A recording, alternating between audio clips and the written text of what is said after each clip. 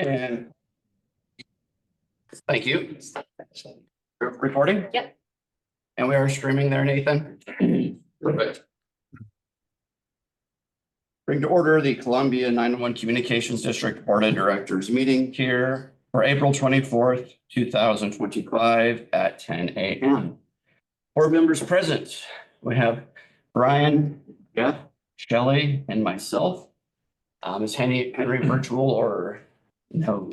Henry will not be at the board meeting, but he will be at the budget meeting later. Concrete. And for staff? Intros? Brian Burke, Interim Executive Director. Vicki Nichols, CFO. Newman, lead dispatcher. Mary Jo Beck, Office Support Specialist. Mark Levine, Technology and Facility Specialist. Nathan Hughes, tech manager. And we also have Michael Morris, one of our trainees, observing, and Michael Peterkin, legal counsel. Good morning. Morning. Let's see, online attendance is We have Josh Marks, Caboose Fire, Chandra Egan, CAD specialist, and Michael Peterkin. perfect. And members of the public. We will start with public comment. Is there any public comment? Hearing none, we'll move on to the agenda. You had mentioned to me there is a addition to the agenda earlier, I believe, on the phone. Yeah, it's that's listed in the agenda. Copy. Any other additions? Hearing none, we'll move on to the approval of the March 27th, 2025 regular meeting minutes. Make a motion, we accept those minutes. Second. It's been moved and seconded to approve the minutes as presented. Any discussion? Hearing none, all those in favor say aye. Opposed? Passes. The budget variance report. Hi, good morning, everyone.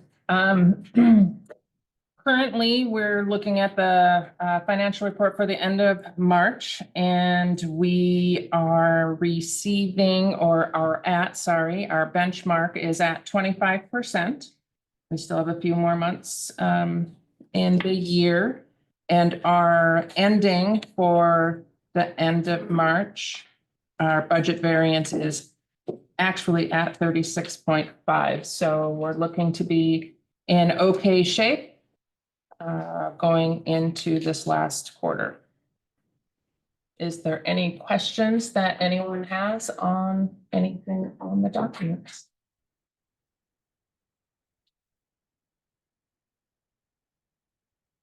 Hearing none, entertain a motion. Budget variance. Is there a second?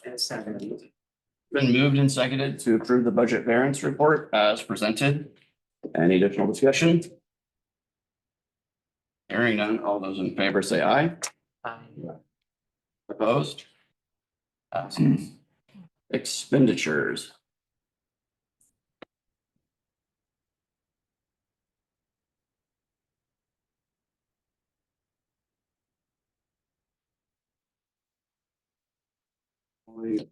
Perusing would entertain a motion.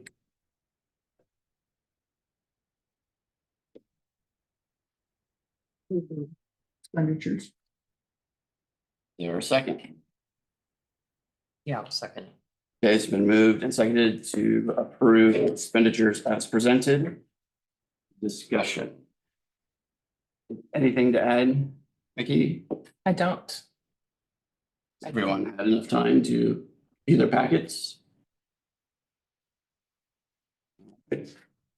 There's no other questions. If I can call for the vote, all those in favor say aye. Aye. Opposed? Passes. Operations Manager Report. Good morning. Just kind of going over what's been handed out. We have presently 2 lead dispatchers filling 3 spots that are budgeted for. We have 11 full-time communication specialists. We do have 4 in training. They've all been assigned. They're trainers and are moving along really well. Happy with the process that's going on there. We have 1 part-time specialist and for a total of 14 that are presently working. The entry-level hiring is going to reopen again. Should be beginning entry-level position hiring shortly. The lateral hiring remains open. We do have 1 lateral that's coming over and is scheduled to start on April. Sure.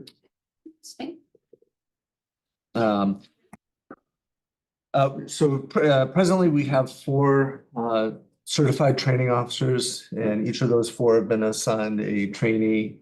We have 1 of our dispatchers who's going to start the CTO course to become a certified trainer the end of this month. Should plan to be done on June 3rd and become a CTO for us. Again, we have 4 trainees that are progressing well through their first block of training. We do have conferences coming up. The Oregon APCO and NENA Fall Conference is coming up in September. Nominations have been submitted for some of the floor staff for that conference. We have an all-staff spring training coming up the end of this month. First group will be April 28th and the second group will be May 9th. It's going to be various user agencies that are involved in that training with us, either as instructors or attendees. And then on to community engagement, Kirby is doing a great job actively enhancing the district's social media presence. She's additionally in the process of creating the district's newsletter, which will feature content from both Columbia 911 staff and user agencies. In closing, this week has been, or last week was our, oh no, this week. It's been our National Public Safety Telecommuters Week. We've had enjoyed a great turnout, a lot of recognition and stuff from the user agencies and the public. So really happy with that. Any questions? Thanks for filling in for Danelle, who's on a well-earned vacation. Good job. Hopefully it wasn't as scary as thought. Danella told us that we were going to be getting operations reports from other people that want to start moving up and experiencing more. So good job. Thank you. Thank you very much. Anybody have any questions? I would like to throw a kudos out there to staff. I know they've changed some of the recruiting and hiring practices. It's nice to see that we're out of the 17 budgeted, we have actually 14 at this point in time. So that has been the correct trend. It's been kind of going the opposite direction lately. Good to see. And yeah, looking forward with Kirby and the newsletters, trying to get back on that quarterly schedule, which I think having it assigned to her, I think we can hopefully stay on that path of getting them out. Moving on to technical managers report. So in the facility, we've been working with Premier Restoration. They've opened up the walls. They've completed drying out the walls. And now we're starting to rebuild. We're working with On Point SDAO and our lawyer to get the construction crew out here working, and they've started as of yesterday. We're still working with the local engineer to get a plan for our roof to replace that.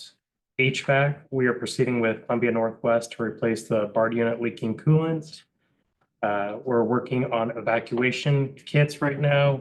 We've got phones, we've got CAD, we just need to put it in the box, get it all working. Again, some parts delivered to us. Magix, the mobile design group, has decided to move forward with mobile UX. We're waiting for patches to be in place and for us to have time to configure the new UX for our field users. Radio sites, we're gathering quotes to upgrade the security system at our radio sites. And then in addition to what you guys have, Merck's and I attended a class on Oregon public procurement law through the League of Oregon Cities, which was very beneficial to us. Any questions? Apologies for the Zoom bomber. It's okay, not your fault. No questions for. Then we'll move on to old business, which is the radio system. You've punched down the agenda on that one. All right, thanks, Rob. The Meisner site project update, there's not much to report. We've been focused on trying to get our co-locators kind of organized and telling us what they need to be able to transfer either to our towers or our shelter. I think that is getting pretty clear, and we've got lists for that. We were also waiting for a quote from Day Wireless to just kind of tell those two agencies or three how much it's going to cost for them to actually transfer that equipment onto the tower. The shelter transfer is not going to be all that much intensive, but so the quotes came back and they're actually a little higher than I was surprised how high they were. And actually, I would kind of like to ask the board for a little guidance, or maybe Michael. Their ability to pay, I think, is somewhat questionable just because of the makeup of their organizations. The quote for Hood to Coast and Martin Anderson was about $6,000, most of which is labor. And for Kara, it was about $10,000. Earlier conversations with Corey Padron from Emergency Management indicated that he might have some crossover within his mission to be able to support some of the costs for the shortwave radio aspect and benefits to communications in cases of natural disaster. But I'm sure it's not going to meet or get close to what the quotes indicated from Day Wireless. I kind of feel like this is kind of a go or no go position. Actually get equipment transferred to our tower or in our shelters if there's not an ability to pay. And I don't know what the options might be at. But anyway, I think that needs to be kind of a discussion on any options that you guys see available or what we might be able to consider to kind of move forward with that phase of the project. Are they aware of the cost? Have they been, they're in the loop as far as what, They are. any response from them on that? Right. Or Got them quotes early this week, and I haven't heard back yet, but I'll follow up and make sure we kind of have some idea of what they're capable of being able to fund. Is that for historical, you, Brian, knows, Jeff, how much we've progressed since you've been back on the board. The issue that we had was when we moved the site, we didn't totally feel it was appropriate to use the 911 funds for moving all that over.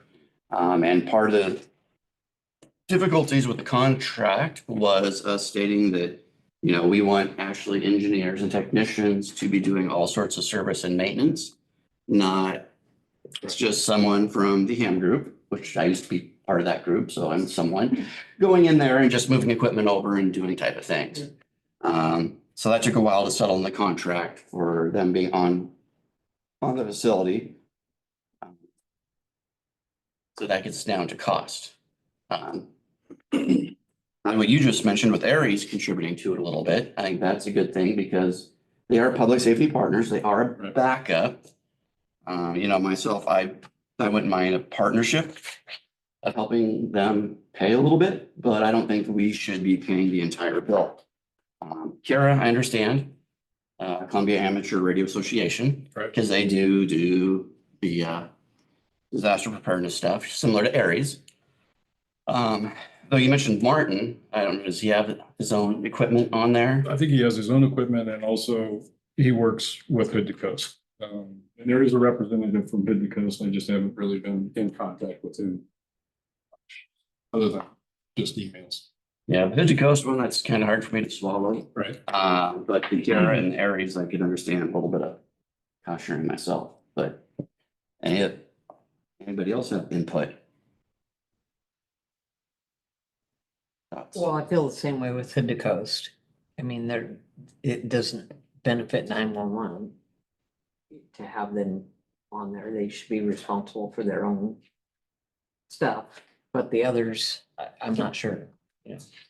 Yeah, I mean, the benefits to 911 might be just incremental in the ability for them to communicate with their, sponsors or not the sponsors, but their operators that are on the ground, making sure everybody's moving and responding to problems that they might have, which might eliminate some calls to 911, maybe if they're communicating well and able to manage their own event. But I agree with you. It's They need to fund it. right. I think that's where I'm at. So, They are a benefit, but it's only one special event for the county right. a year. And in which case they could work with Aries or Kara.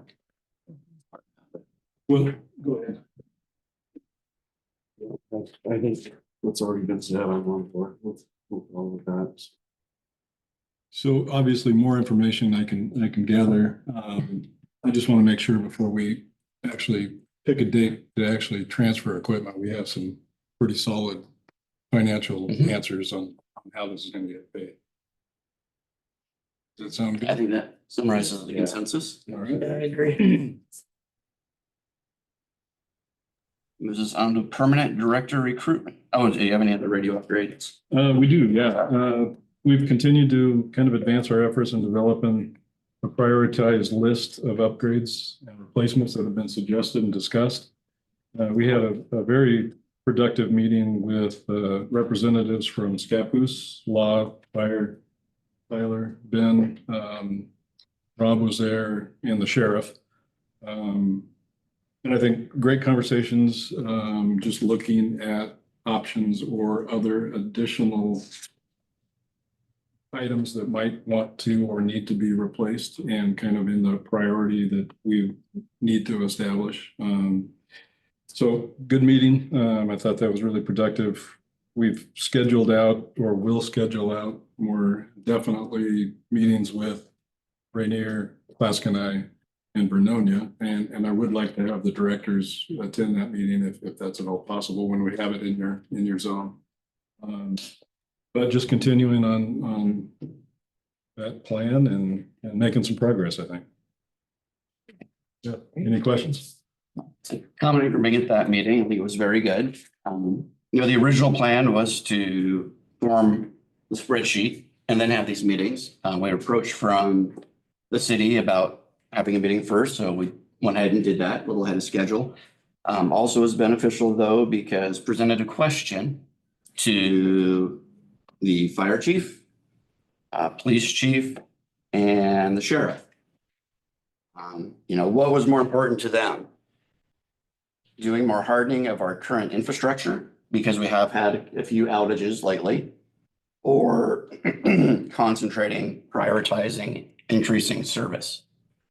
And all three of them said that they want increased coverage as the priority. Even if it's the cost of understanding there could be like 20-minute outages or 30-minute outages. So that's a little change of the direction we were initially going. So I'll be curious to find out when we have more meetings with the rest of the partners if they feel that way. I think the rough draft of the sheet that went out last month might get reprioritized based upon the request of the end users. I think it very well could be a combination of both too, Rob, right? I mean, what we need to improve or replace to improve our system, but also incorporating the coverage improvements. And we'll change maybe that overall finalized priority list and how we approach things. So just wanted to throw a heads up to the rest of the board that the next revision of that sheet that you see, it may be jumbled around a little bit, and that's one of the reasons why. So hopefully the other meetings will be concluded in May. We can kind of wrap that up. Participation from others will be encouraged as well. Anything else on the radio? No, I don't think so unless there's any questions. Permanent director recruitment. So we closed the position April 4th at 4 p.m. 4 candidates submitted and completed their applications, submitted those. Special Districts of Oregon actually did the initial screening and confirmed that all candidates were, met the required submission. SDAO wrote a letter and actually just recommended that we submit or pass along those 4 candidates to the next group that will be doing the assessment center, SCGI. That has been accomplished, and we found a site to hold the assessment center. The 1-day assessment center is going to be May 20th. An all-day, probably start at 8 o'clock, end at 5. And we have actually sent out invitations to identified panelists that might be interested in participating. We've had confirmation, I think, just about with everybody. Mary Jo? I think we only have 2 left that we need to follow up on. Okay. The site that location that was picked is going to be the Warren Community Fellowship Church in Warren, so. So that's going well. We do have one thing for the board, and that is to select which board member would like to be part of the panel, a panelist in the meetings. So, I don't know how you guys want to approach that. Need one of you.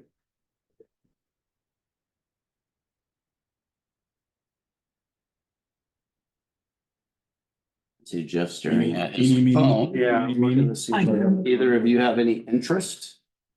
I would, May 20th is, it's not a good day for me, unfortunately, that I'm doing a lot of work and I won't be able to get out of that day.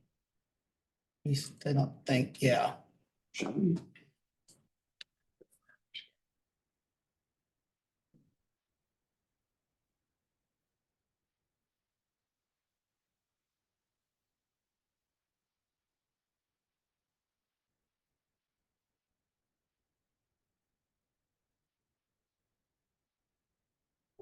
Could be available for that.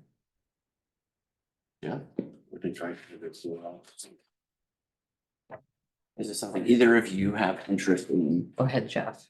Okay, yeah. I'm really hectic at work. I could squeeze it in, but Okay. this is not a good time for me. Yeah. It's good for me also, but I would like to defer to other members for if they have an interest. Thanks, Jeff. All right, I got that, Mary Jo. Okay. The other thing we need to talk about is, in the past, we've actually provided some level of reimbursement for some of the applicants, especially those that travel from distance. It's been anywhere from mileage to determine whether or not reimbursement would be applied, a per diem cap, travel reimbursements, or lodging expenses. I don't know if we want to do something similar that we did with Mike Fletcher's hiring process. And Mary Jo, do you remember what, there were definite lodging expenses, I think. I could not find anywhere that there was a cap, but there was lodging and one individual, I believe, had to fly in and we did cover those costs. Okay, It was pretty minimal overall. But if you guys want to put a cap on it, you completely, you can. so lodging would be 1 night stay. Food per diem, okay, so food per diem for that day, or was it for 2 days? I think we did it for 2 days because there was going to be at least 2-day travel. Okay, Really, whatever they want to do. and then we do have one applicant that's out of state that would require some accommodations or consideration for coverage. To include airfare. You could, again, I can't remember specifically if we covered the entire airfare with the individual for that last hiring process, or if we just capped it. I mean, maybe gave a travel expense of not to exceed a certain amount, but Whatever we did in the past is. Or whatever we've usually done or is customary is okay with me. Yeah, I agree. And my thought on lodging would be, put a cap on it to what local lodging would be. I mean, if someone decides they want to stay in the city where it's a little spendier, then they can make up the difference. I mean, I'm hoping either way they would show good faith and be down here locally. But yeah.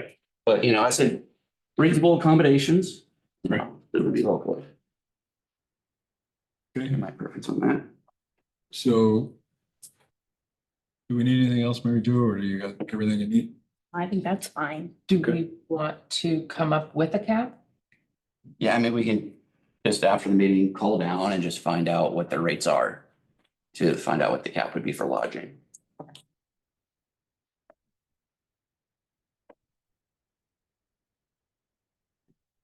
Yeah, I was just thinking, you want to put it not to exceed the cap for lodging? That'd be my thought. Was everyone's on Yeah. board? That's what I- Yeah. I think there's a consensus there. What are we doing with flight though? Considering that, we should probably Yeah, discuss that. I agree, are we capping flight or are we? Where Yeah, they, where are they coming from? Do we know? Texas. Curious what we did, you know, in the past and then do similar. Okay. Well, it might take a little time to kind of research and find what was done in the past. Trying to think if we May 20th, we wouldn't have time to get board approval and open session for a cap. So we need to kind of probably make some decision today. This is within your discretion. And would the cap be what type of? Obviously, probably not just general coach or. What's the thought? Yeah, I would agree with that. It should fall within your spending authority. Yeah. Sure, the only being one. So I think, do you feel comfortable with that, with the I do. direction? I Yeah. think there's a consensus there. Okay, you guys are good. And then they can upgrade their ticket if they want to, but Right, just like they can stay to the Hilton. if they I want. believe last time, in the last two outings, that ended up making a difference, or it was there to entice people to come and be in part of the process. But it wasn't until rather late in that we knew they were serious. I think before Oklahoma and maybe Texas, and I forget the other, couple other ones where they flew in from. I think Arizona was one. Arizona, yeah. Okay. All right, well, thank you. Public education and outreach, actually, it was mentioned in part of Richard's report. Kirby Foch has done an outstanding job, taking over our internal, community outreach, public education, social media outreach. I just basically copied and pasted her summary to me on some of the performance points, but I thought it was pretty outstanding.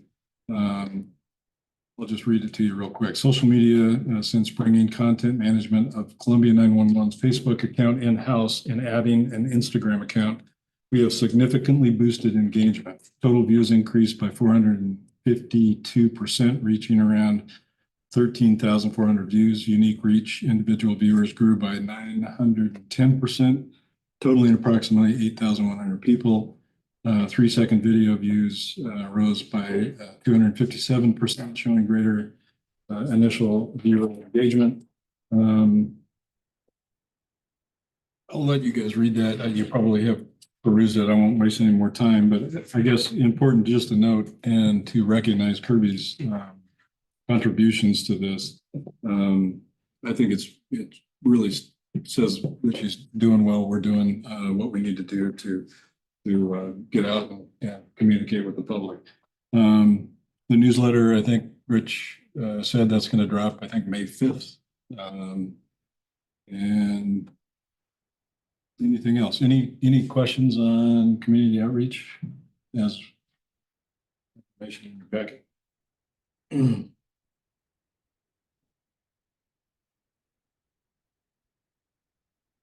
All right, local campaign discussion. We've continued to work on some critical elements of the campaign, including a QA sheet, updated information sheets, and election timelines.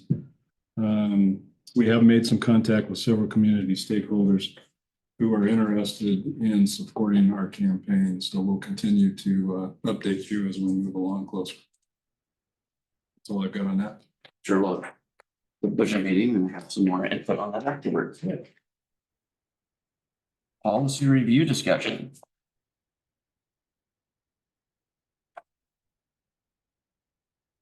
Next on there, do you have anything on there? Is that? You know, we brought that up for discussion in the last board meeting. I don't think we have taken any action or made any recommendations on how to get policies, critical policies, in front of you for review in a timely fashion. So we can push that back to the next meeting. We just kind of wanted to keep it as a placeholder so that it doesn't fall off the agenda. I know Danelle is in the process of reviewing the personnel policies, as those are pretty big ones, along with our meeting policies. And she's been in touch with Heather Van Meter. But that's all I know right now. She's just. Well, I think it would be nice to see. Recently, with the last 2 years, there have been some subtle changes with ORS, OARs that do reflect a cascade effect on our policies and procedures. Would like to maybe identify which ones are affected by that, maybe start with them. And I would like for us to maybe prioritize, there's the board agrees, our records retention. Make sure that's up to date and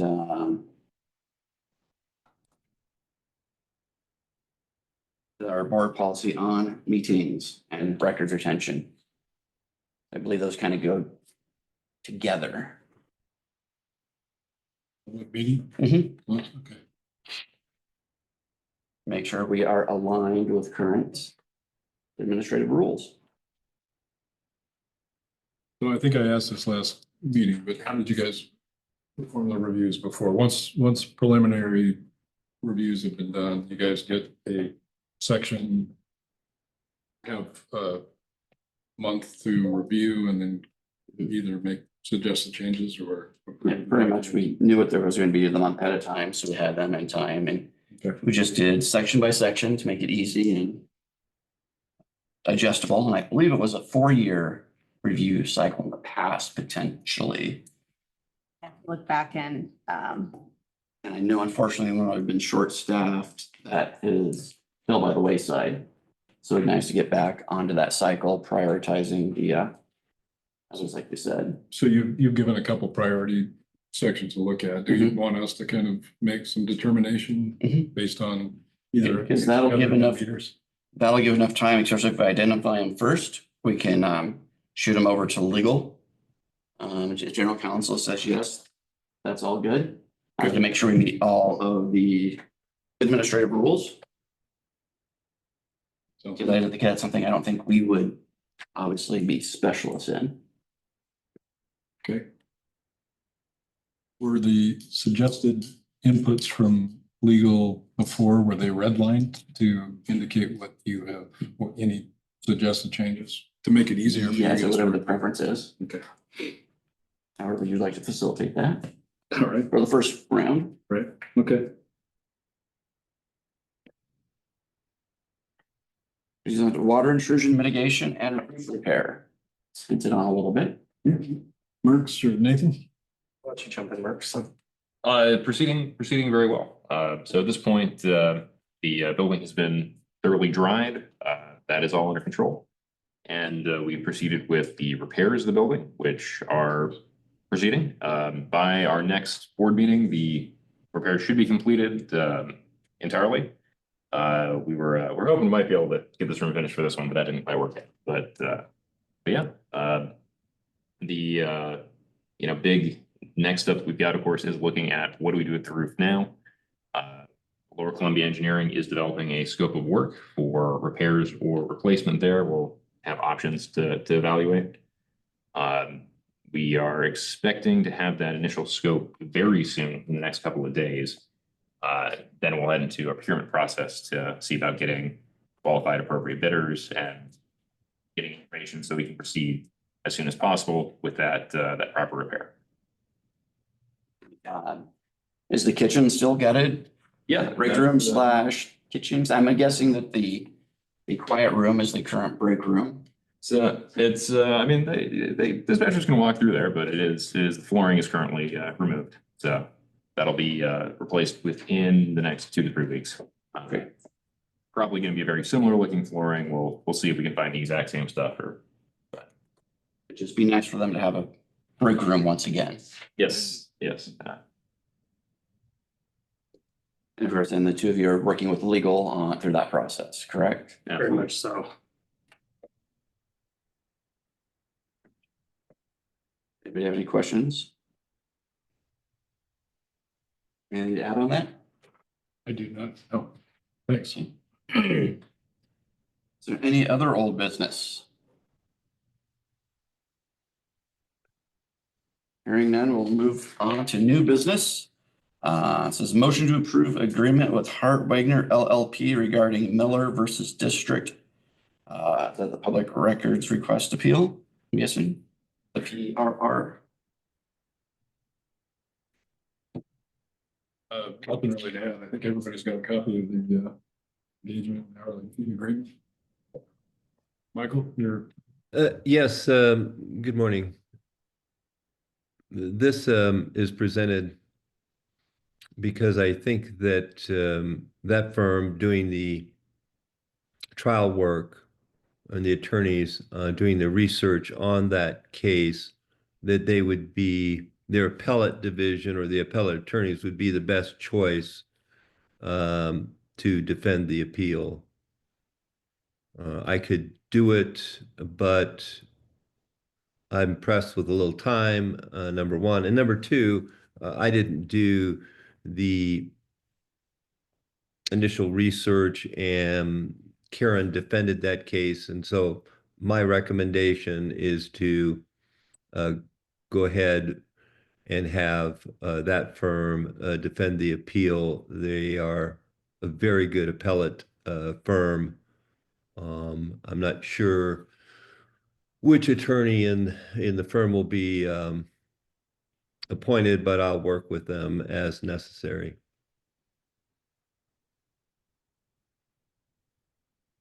This would also free up your time to continue working on the roof water mitigation issues that we're having along with our policy reviews.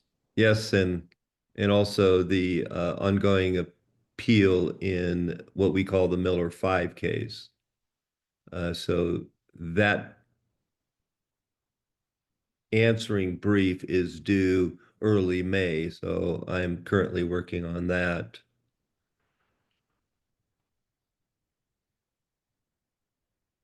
Is there a motion on the table?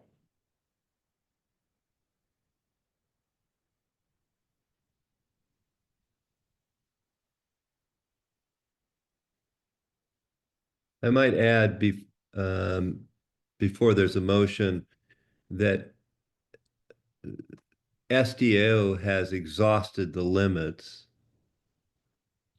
to defend the Miller versus district on the public records dispute. And so this agreement is necessary because the law firm now is going to be paid, unfortunately, by the district, not SDAO. And that's another reason why the district and the Hart Wagner need a separate engagement letter. Thank you. And just thanks for the procedure before discussion. Is there a motion on the table?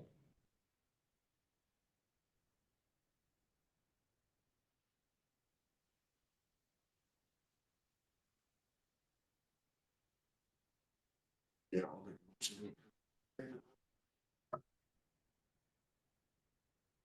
there a second?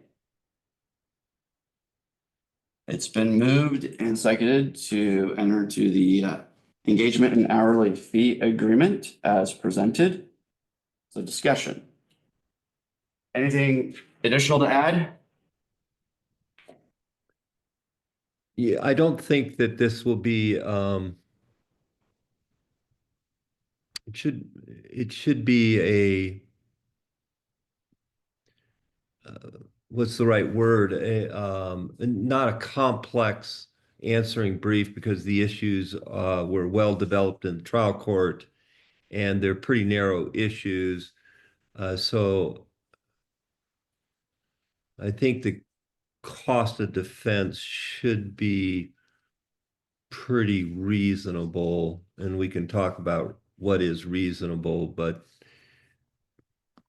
what it is, but right now, the district does need an appellate attorney.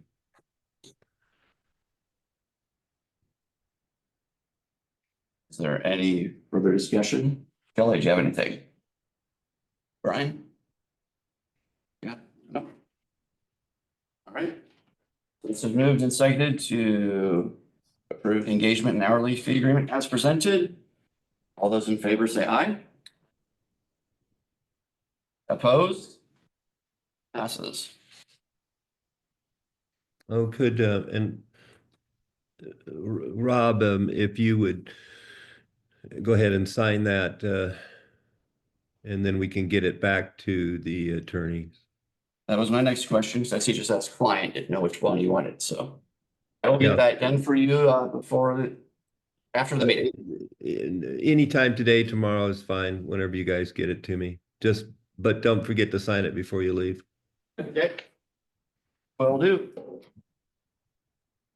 Next on here, executive session, which you No. said there's no need for executive session? Nope, not, I don't have anything further to report at this time. There's certainly litigation issues involving the roof leak. We'll work through those, but I don't have any report at this time. Working with SDAO to get remediation paid and to get remediation done. And so we'll see where we go from here. Perfect. Thank you. Agenda items for the May 22nd meeting and potential budget hearing. First of all, does that date work good for everybody?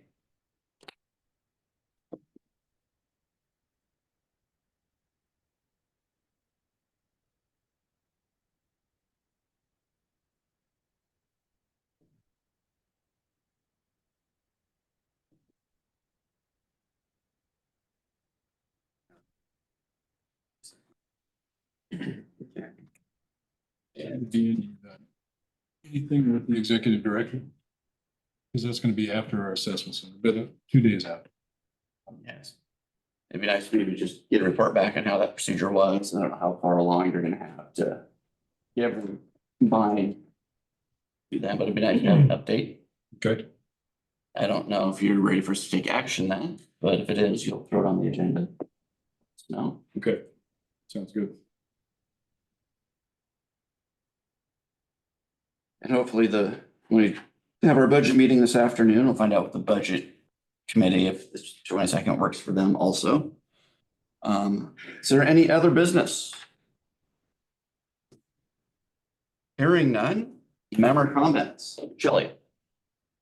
Well, it's just nice to hear the newsletter coming along the way it is, as you said earlier. That's pretty exciting news, along with the rest of that piece. So that's exciting, and having almost a full team being employed is pretty exciting too. So that's like the first since I've been around that we've been that close to being at full capacity. Brian? I'll echo Shelley. I'm glad to see, full staffing almost for the dispatchers here. And I'm also very excited to see the public engagement with our increased social media presence and newsletter presence. That's been good. It's good to see that increased feedback from the public. So I think that's good that we're getting our information out there for them. Like I said, I mentioned it earlier, but yeah, it's really important. We used to have a quarterly report that went out all the time, but when we lost, sure, on the staffing, we lost admin people, and then a few of the admin people were backfilling on the floor. Unfortunately, that was one of the things that fell to the wayside. move forward on. Jeff? Well, yeah, shout out to all the staff for, dealing with this water damage nightmare and primarily Merck's and Nathan and just, everybody dealing with this thing. I've only witnessed a little bit of it, but I know it's been difficult, so glad to kind of see that wrapping up. And, the social media thing, I think that's definitely a great thing to be doing and. Yeah. Appreciate all of that, so. I think it's been a great team. We've had our guys at the end there working, like you said, on the building mitigation stuff, and have been working very closely. I think they've been learning a lot from the guidance of Mr. Peterkin, assisting him through it, and it's nice that you're able to let them run with it. You oversee the project and that it's moving forward. You have any final comments? All right. Well, let's see, we have our budget committee starting at 1, correct? All right, There will be some lunch too. perfect. So with that, this is a fast meeting. We are adjourned at 10:46.